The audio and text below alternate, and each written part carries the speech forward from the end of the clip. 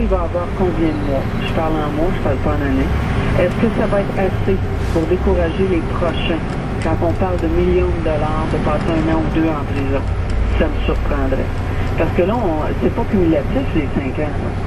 Bon, ben, on verra. Je ne me souviens pas du détail. Je poserai la question à un avocat dans un instant. Bon. Ça peut être concurrent et ça peut... je ne sais pas si ce sera cumulatif, comme vous dites. C'est ça.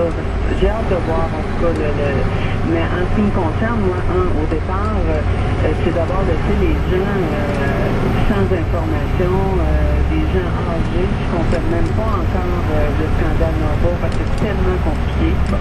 Mais Mme Arcan, je ne sais pas si vous avez eu l'occasion de poser avec des gens, une des questions qu'on se pose depuis le début dans tout ça, dans tout ce dossier-là, vous faites un investissement, pas vous, mais d'autres personnes font un investissement dans un fonds géré par la Caisse de dépôt et tout le monde attache beaucoup de crédibilité à la Caisse de dépôt et de placement du Québec.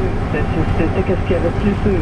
Et tout à coup, ce fonds-là, par la Caisse de dépôt et de placement du Québec, est vendu à une personne qui s'avère une personne qui va piger par la Caisse. Il y a quelque chose d'illogique dans tout ça. C'est pour ça qu'on demandait l'enquête publique. Que vous n'avez pas obtenu. On ne l'a pas obtenu parce que Vincent Lacroix était en procès. Mais là, c'est terminé. Et l'ADQ est ouvertement a dit ouvertement dans les médias qu'il était pour demander l'enquête publique. Le PQ est également pour parce que c'est lui qui l'a déposé le 3 mai 2006 et on a vérifié dernièrement et il l'était encore. On a un gouvernement minoritaire dont l'excuse au moment où on a déposé notre demande d'enquête est plus valable.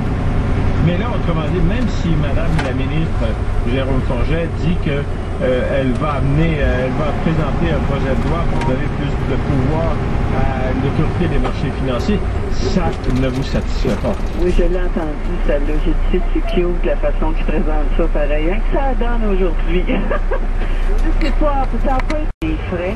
La guerre de liquidation des fonds en aurait plus lieu et les gens pourraient enfin prendre une vie en eux. Autrement dit, rembourser donc les gens qui ont été à ce point dans quelque chose de très, très tricoté, serré, dont on ne sait plus qui est coupable de quoi. Exactement, ça va faire passer. Puis les payeurs de taxes, ils n'auront pas à assumer ça.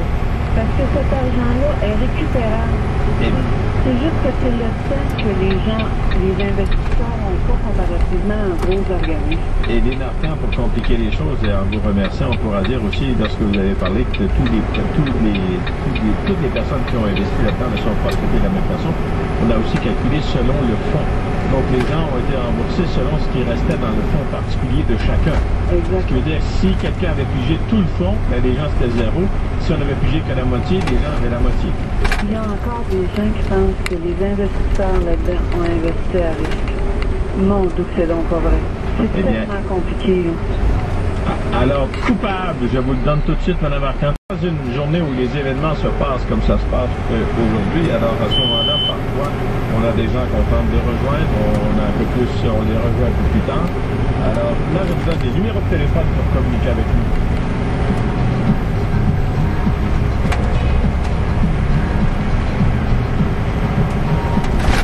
Pour joindre Pierre Maisonneuve, composez le 597-3700. Ou pour les gens de l'extérieur de Montréal, 1-877-597-3700.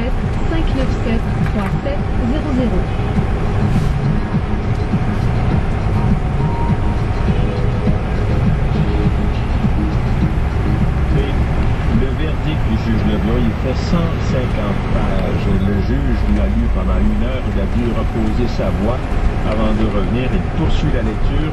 Le résultat partiel de tout ça, c'est 36 chefs d'accusation. Il est reconnu coupable, 36 sur 51. Et le juge poursuit. Georges Lesueur de Saint-Ambroise nous dit aucune punition ne sera assez sévère pour Conrad Black et Vincent Lacroix qui ont ruiné des milliers de petits investisseurs. Ils ne devraient sortir de prison qu'après avoir remboursé les argents volés ou sinon cédé tous leurs avoirs connus ou cachés. Les lois canadiennes sont très indulgentes envers les fraudeurs financiers.